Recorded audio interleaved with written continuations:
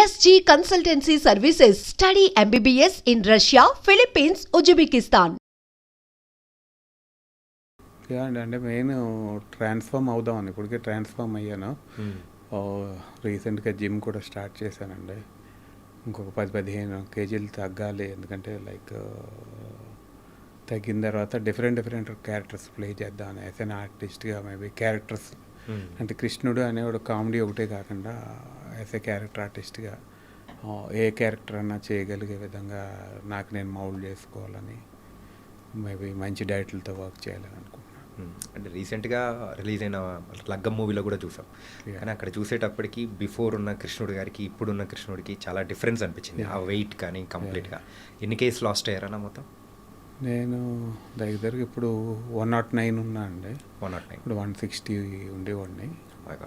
మధ్యలో 90కి వచ్చేసాను అండి. బేరేటిక్ చేయించుకున్నాను. ఓకే, 90కి వచ్చాను. మళ్ళీ 120 వరకు పెరిగాను.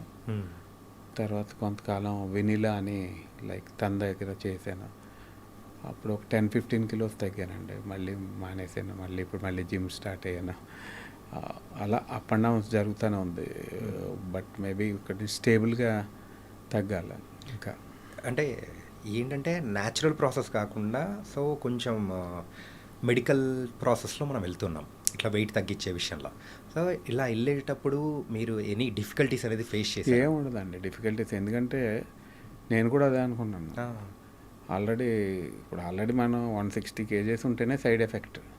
ఇంకా అంతకంటే సైడ్ ఎఫెక్ట్ ఉంటే ఎప్పుడన్నా గుండెపోటు రావచ్చు, ఎప్పుడన్నా పోవచ్చు. అందుకని నేను అనుకునేది ఏంటంటే సైన్స్ ఇప్పుడు చాలా అడ్వాన్స్ అయిందండి. బేరియాట్రిక్ సర్జరీస్ అవి చాలా అడ్వాన్స్ అయినాయి. ఇది వరకు మేబీ నాట్ వేసేవారు. అప్పుడు నాట్ వేస్తే 3 కింద వేసేవారు. కొన్ని ఫెయిల్ అయ్యాయి. ఇప్పుడు స్టాప్లింగ్ మెథడ్ వచ్చింది. మొత్తం సీల్ చేసేస్తారన్నమాట. అసలు ఫెయిల్యూర్స్ అనేవి లేవండి. ఫెయిల్యూర్స్ అంటే ఎవరికైనా 100 జబ్బులు ఉండి ఏమైనా ఉంటే తేడా రావచ్చు, కానీ జనరల్గా ఫెయిల్యూర్ అనేది లేదు. దానివల్ల అడ్వాంటేజే కానీ డిసడ్వాంటేజ్ ఉండదు. ఓకే, సైన్స్ డెఫినెట్గా అంటే మన అనుకోని స్టేజ్లో ఉన్నప్పుడు పీక్కి వెళ్ళిపోయినప్పుడు అంతకంటే అవకాశం ఉండదు. మామూలు తగ్గాలంటే చాలా కష్టం. అంటే యంగ్స్టర్స్ తగ్గొచ్చు ఒక 20 ఏళ్ళు, 25, 30 ఏళ్ళ వరకు. 30 ఏళ్ళు దాటేస్తే చాలా టఫ్ అండి తగ్గటం. మెటబాలిక్ రేట్ మారిపోద్ది, అన్నీ మారిపోతాయి.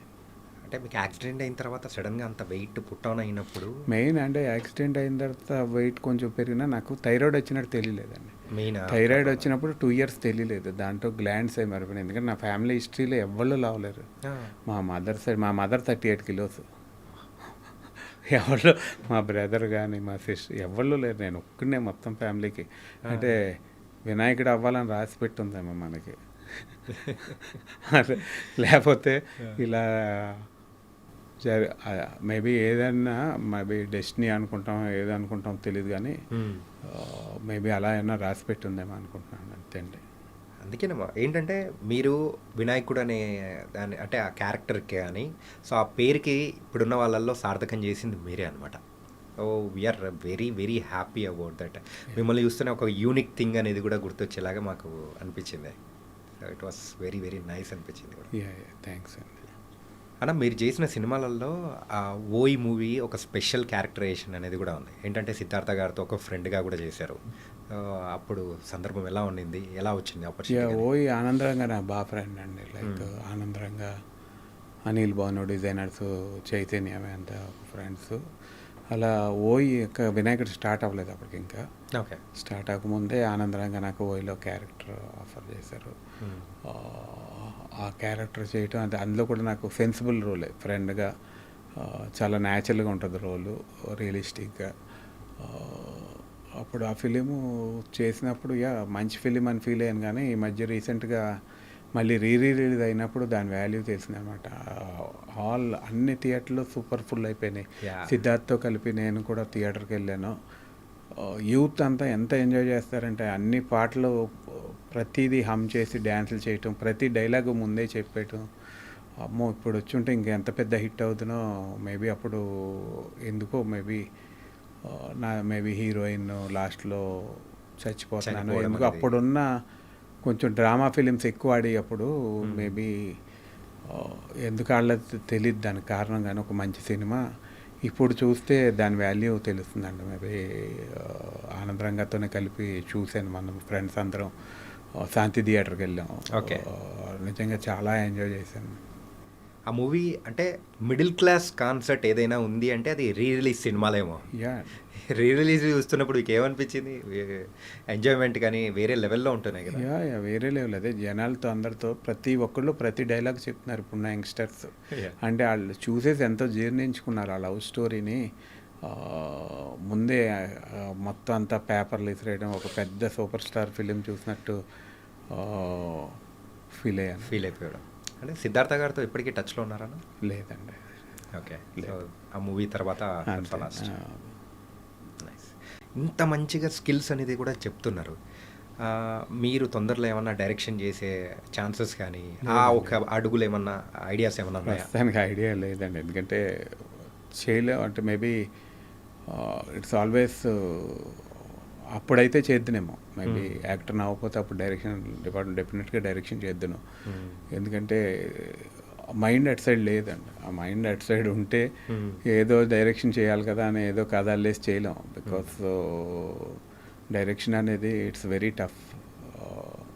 ప్లస్ ప్రొడ్యూసర్ అనేవాడు డైరెక్టర్ మీద ఆధారపడి ఉంటాడు. ఏదో కథ చెప్పి ఇష్టపడినట్టు తిప్పితే ప్రొడ్యూసర్ ఎగిరిపోతాడు. ఎందుకు అలాగా మేబీ మనం అలా మోసం చేయలేం. ఏదో ఒకప్పుడు చేసాను ఇప్పుడు చేయాలని చేయలేం. మేబీ ఎవరు చేసే పని వాళ్ళు చేయాలి. ఎందుకంటే రెండు కాళ్ళు వేయలేమండి. ఇప్పుడు ఒకసారి ఒక దాంట్లో బోటు రెండు పడవల మీద కాళ్ళు వేయలేం. ఏదో ఒక పడవలోనే వెళ్ళాలి. ఇప్పుడు యాక్టర్ అనే బోట్ మీదే ట్రావెల్ అవుతామని డిసైడ్ దాని మీద అవుతున్నాను కాబట్టి ఇట్స్ గుడ్ ఆర్ బ్యాడ్. మనకి మధ్యలో గ్యాప్ వచ్చినా ఏ చేసినా అంటే లైక్ నేను ఇక్కడికి వచ్చిన తర్వాత కూడా బిజినెస్లు కానీ ఏం చేయలేదు. Always I mean creative field. నాకు ఈ ఫీల్డ్ తప్ప రెండో ఫీల్డ్ తెలీదు. Other than creative field.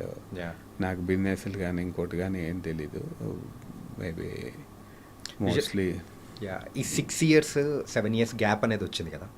ఈ గ్యాప్ వచ్చినప్పుడు మీరు మోస్ట్ ఆఫ్ ద టైం ఎక్కడ స్పెండ్ చేశారు? Most of the time with family అండి. ఎందుకంటే లైక్ ఊర్లోనే ఇక్కడే హైదరాబాద్. హైదరాబాద్లోనే మోస్ట్ ఆఫ్ ద టైం. అంటే నా డాటర్ చాలా చిన్నది. ఎక్కువ మా డాటర్తో స్పెండ్ చేయడం, ఎక్కువ ట్రావెలింగ్ అంటే నాకు చాలా ఇష్టం.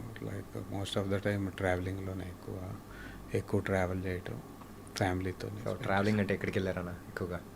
మొత్తం అన్నీ తిరుగుతాండి. World tour ఎప్పుడు మొత్తం గ్యాప్ చేశారా? వచ్చినా తిరుగుతుంటాను. ఎక్కడికి వెళ్ళాలంటే అక్కడికి వెళ్ళిపోతుంటాను. ఇవాళ వెళ్ళిపోవాలంటే ఇవాళ బుక్ చేసి వెళ్ళిపోతాను ఎక్కడికైనా. పిల్లల స్కూల్ కానీ ఏం పట్టించుకోరా? స్కూల్లో ఫ్యామిలీ ఉన్నారు కదండి ఇట్లా. కానీ అలా మిమ్మల్ని ఫస్ట్ నుంచి మీ యొక్క స్వభావం అనేది కూడా చూస్తే చాలా సున్నితమైన స్వభావం. ఒక చిన్నపిల్లడి స్వభావం టైప్ ఆఫ్ పక్క వాళ్ళకు హాని చేయకూడదనే కైండ్ ఆఫ్. ఇది ఎక్కడి నుంచి వచ్చింది మీకు అసలు యాక్చువల్గా? అంటే చిన్నప్పటి నుంచి అలాగే ఉన్నారా, లేకపోతే మధ్యలో ఏమన్నా సో కొన్ని సందర్భాల వల్ల ఇలా టర్న్ అవ్వాల్సి వచ్చిందా? చిన్నప్పటి నుంచి కాదండి, అన్నీ చూసేసామండి లైఫ్లో. మేబీ నేను చిన్నప్పుడే లైక్ నేను 10th ఉన్నప్పుడే అప్పుడే ఫ్లైట్లో తిరిగి ఉన్నప్పుడే ఇండియా అంతా ట్రావెల్ చేశాం కాబట్టి మేబీ అంతా చూసాం కాబట్టి కొంచెం మేబీ బ్రాడ్ మైండెడ్గా ఉంటాను. ఎక్కువ దేని గురించి పట్టించుకోనండి. ఎక్కువ టెన్షన్ తీసుకోను. కూల్గా ఉంటాను. Cool. Okay. And coming to the family life. So family life ఎలా ఉంది? సో వదిన గారు ఏం చేస్తారు ఏంటి?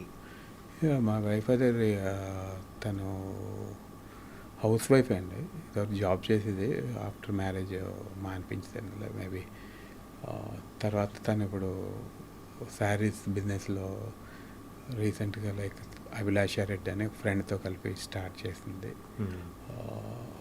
అది ప్లస్ మోస్ట్లీ తన ఫ్యామిలీ, తర్వాత తన సెల్ఫ్ బిజినెస్.